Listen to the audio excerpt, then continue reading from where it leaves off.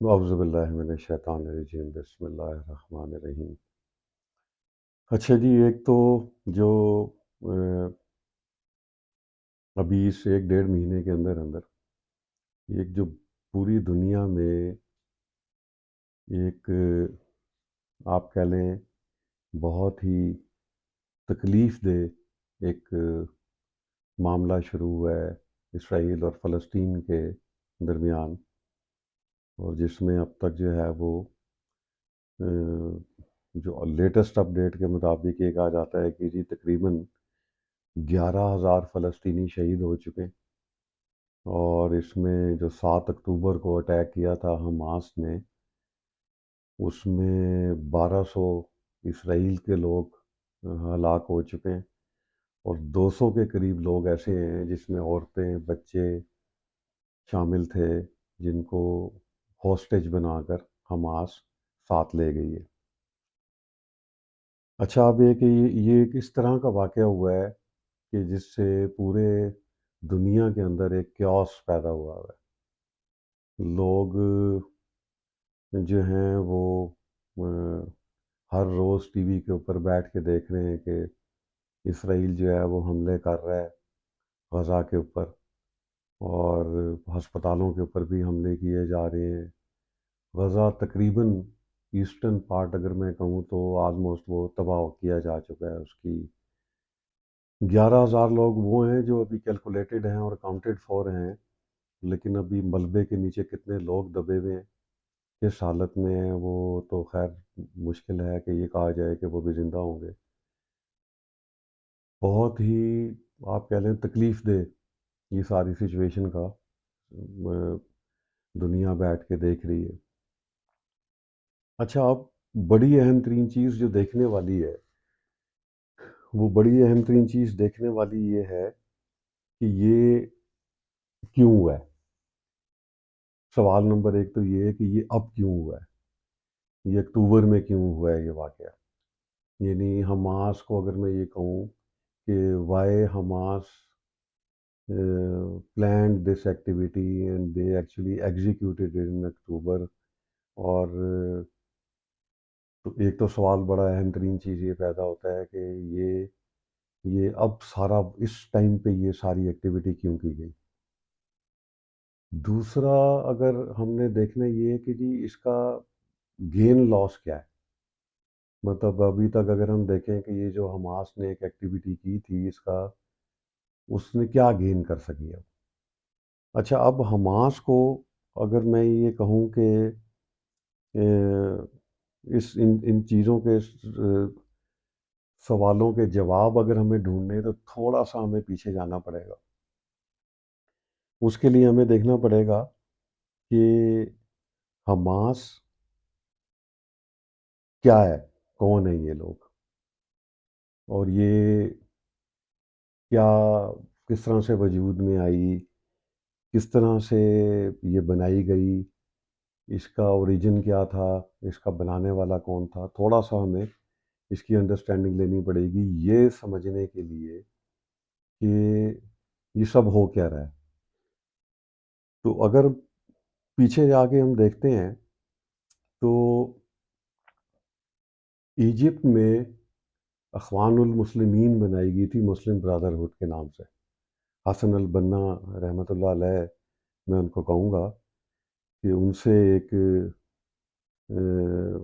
تنظیم شروع کی گئی تھی جس میں مسلمانوں کی فلاح کے لیے، بہتری کے لیے کام شروع کیا گیا، اور پھر اس سے انسپریشن لیتے ہوئے آپ کہہ لیں کہ شیخ احمد یاسین رحمۃ اللہ علیہ کہوں گا ان کو بھی، انہوں نے 1973 میں یہ غزہ میں حماس تنظیم جو ہے یہ قائم کی۔ اچھا، بڑی انٹرسٹنگ چیز جو سمجھنے والی ہے وہ کیا ہے؟ بڑی انٹرسٹنگ چیز سمجھنے والی یہ ہے کہ حماس اور پی ایل او یہ دونوں آرگنائزیشنز بنائی گئی تھی، پیلسٹینین لیبریشن آرگنائزیشن اور حماس۔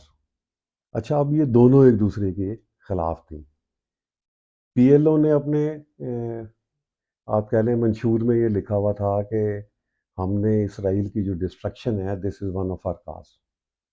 اچھا اب اس کی وجہ سے اس ایک منشور کے اندر اس پوائنٹ کی وجہ سے Israel was feeling very threatened with the P L O. تو خیر تو انہوں نے اگر دیکھا جائے حماس کی آپ کہہ لیں اسٹیبلش ہونے پہ اسرائیل نے نا اس کو کافی ہیلپ کیا. غزہ کے اندر حماس جو تھی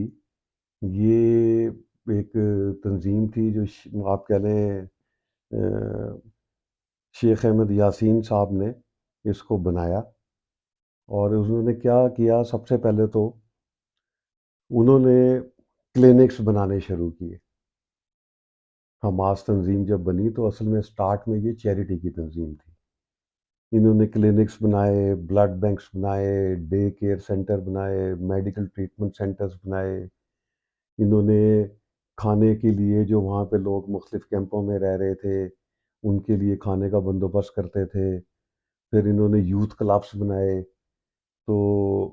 آپ کہہ لیں کہ یہ ایک ایسی چیریٹی کی تنظیم تھی جس کی اسرائیل نے بھی اس کو ایکسیپٹ کیا،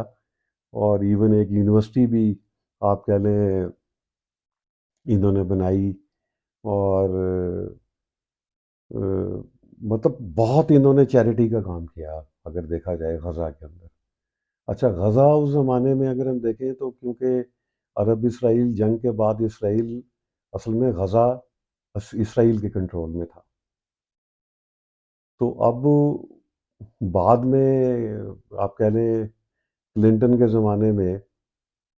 ہوا یہ کہ پی ایل او کے ساتھ جو ہے وہ ڈسکشنز شروع ہوئیں، ایکارڈ شروع ہوئے، اور انہوں نے اپنی جو اسرائیل کی ڈسٹرکشن کا پوائنٹ تھا وہ اس میں سے نکال دیا. اور جب وہ انہوں نے اس میں سے نکالا تو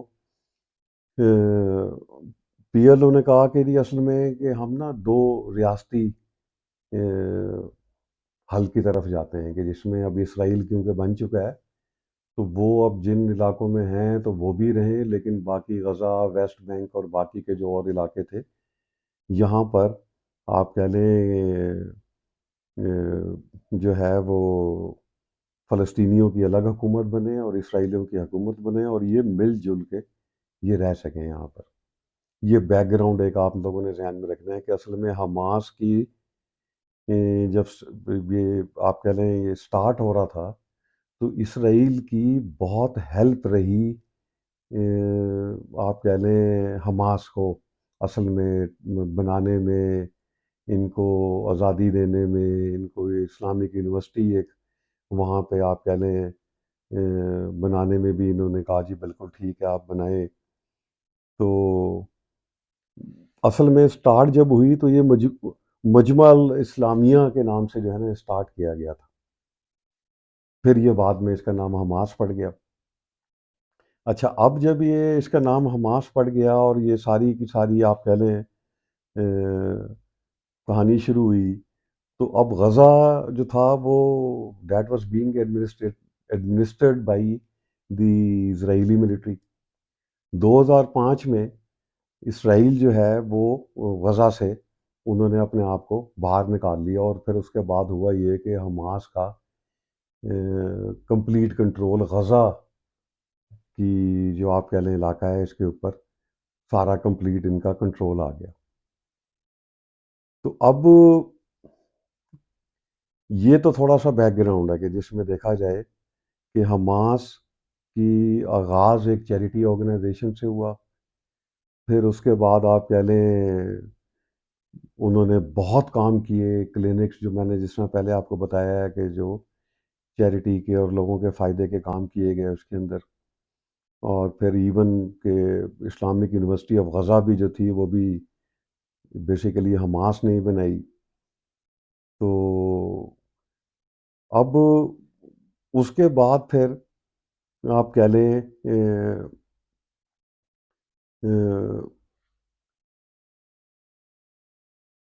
انہوں نے لڑائی لڑنی شروع کی، اور ان کا جو آپ کہہ لیں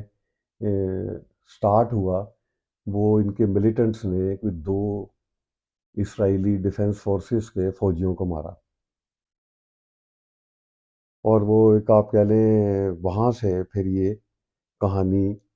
سٹارٹ ہوئی، اور وہ سٹارٹ ہوتے ہوتے کہانی پھر یہاں تک پہنچی کہ پہلے تو ان کو پکڑا گیا یا سب آپ کہہ لیں احمد یاسین صاحب کو، اور اس کے بعد پھر آپ کہہ لیں 1984 میں تقریباً ان کو آپ کہہ لیں اسرائیل نے جیل کر دیا، ان کو مقدمہ ان کے اوپر چلائے گئے مختلف طرح سے، 12 سال کی تقریباً ان کو جیل ہوئی۔ ان کے پاس سے کوئی مسجد میں سے ایک کوئی آرمز اینڈ ایمونیشن لکھے تھے نکل آئے، تو وہ اسرائیل نے کہا کہ جی یہ تو ہم نے تو جو آپ کے چیریٹی آرگنائزیشن سمجھ کر آپ لوگوں کو ہیلپ کر رہے تھے، تو یہ تو اب مسجدوں کے اندر سے اسلحہ نکلنا شروع ہو گیا ہے۔ تو خیر وہ تقریباً آپ کہہ لیں لیکن کوئی 1 سال بعد ہی 12 سال کی قید کی سزا انہیں سنائی گئی، لیکن اس کے بعد 1 سال بعد ہی ان کو رہا کر دیا گیا۔ تو اب 2004 میں خیر فائنلی ہوا یہ کہ ایک ایئر سٹرائک کے ذریعے اسرائیل نے نا شیخ احمد یاسین صاحب کو شہید کر دیا۔ تو یہاں سے اب جو ہے وہ کہانی سٹارٹ ہوتی ہے کہ اب آپ دیکھیں حماس نے ٹنلز بنانی شروع کیں، اور پھر اس کے بعد ایران بھی اس کے آپ کہہ لیں بیچ میں کود گیا، اور مختلف طرح سے جو بھی سپورٹ آپ کہہ لیں ایران کر سکتا تھا وہ ایران نے ان کی سپورٹ کرنی شروع کی، ملیشیا کی، اور پھر یہ لڑائیوں کا جھگڑا آپ کہہ لیں ایک شروع ہوا، اور وہ پھر ہوتے ہوتے فائنلی 7 اکتوبر آ گیا 2023۔ اچھا اب جو بڑی انٹرسٹنگ چیز ہے، اور میرا جو پوائنٹ آف ویو ہے اس حوالے سے، صرف میں آپ کو وہ بتانا یہ چاہ رہا ہوں کہ میں اب تک جتنا بھی اسلام کو اسٹڈی کر سکا ہوں، اسلام کے اندر کسی نہتے بندے کے اوپر ہاتھ اٹھانے کی اجازت نہیں دی گئی ہے۔ تو ایک تو میرے لیے بڑی حیران کن چیز یہ ہوئی ہے کہ آپ کہہ لیں 200 لوگوں کو کڈنیپ کیا گیا، اسرائیل میں سے سویلینز کو اٹھا کے ہاسٹیج بنا کے لایا گیا، تو اس کی تو اجازت میں جتنا تھوڑا بہت اسلام کا طالب علم ہوں، اسلام اس چیز کی بالکل اجازت نہیں دیتا۔ آپ نے جنگ لڑنی ہے، آپ نے لڑنا ہے، تو آپ جو اسلحہ اٹھا کے آپ کے خلاف لڑتا ہے آپ کو اس کے ساتھ جنگ لڑنے کی اجازت ہے۔ کوئی بھی سویلین، چاہے وہ اسرائیل کا رہنے والا ہے، چاہے وہ یہودی ہے، چاہے وہ کرسچن ہے، چاہے وہ ہندو ہے، چاہے وہ کوئی بھی دنیا کے مذہب سے تعلق رکھتا ہے، تو میرا اپنا اب تک کا جو دین کا مطالعہ ہے اس کے اندر تو یہ چیز ثابت نہیں ہوتی کہ آپ کسی بھی سویلین کے اوپر کسی بھی طرح کا کوئی بھی ہارم اسے پہنچا سکتے ہو۔ تو ایک تو میں اس چیز کو بڑا ناپسند کرتا ہوں، اور آنیسٹلی اسپیکنگ یہ سویلینس کو 200 کو اٹھا کے لانا، اور ان کو کچھ کو وہاں پر جو 1200 لوگ قتل کیے گئے ہیں سویلینس کو،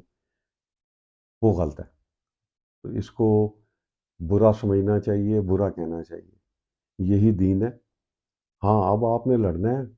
تو آپ اسلحے سے لڑیں، مرد بن کے لڑیں، آپ جو بھی لڑائی کا طریقہ استعمال کرنا چاہتے ہیں، لیکن لڑائی سویلین سے نہیں کی جا سکتی، فوج سے ہی کی جا سکتی ہے، اور فوجی اداروں سے کی جا سکتی ہے، یہی لڑنے کا طریقہ ہے۔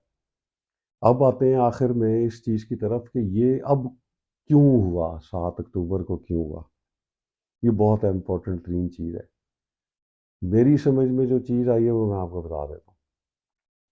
ابراہیم اکارڈ کی باتیں تو سارے سن چکے ہوں گے، تو میں اس کی تفصیل میں نہیں جانا چاہتا، تو یہ آپ لوگ جو ہے وہ بڑے آسانی کے ساتھ نیٹ کے اوپر پڑھ سکتے ہیں کہ اسرائیل نے مسلمان ملکوں سے، جس میں یو اے ای، موراکو، اور فائنلی ان دی اینڈ ابھی جو نیتن یاہو کی یو این او میں جو لیٹسٹ سپیچ کی گئی تھی، تو سعودی عرب بھی آپ کہہ لیں اس کے اندر شامل ہونے جا رہا تھا، تو یہ ایک سی پیک کی طرح جو امریکہ، انڈیا، جو ایک بہت بڑا آپ کہہ لیں روڈ کا ایک روڈ بیلٹ کا انیشیٹو لینے جا رہا ہے، تو وہ سعودی عرب سے ہوتی ہوئی، اردن سے ہوتی ہوئی اسرائیل، اور اس نے غزہ اور پھر فلسطین کے اندر تک جانا تھا۔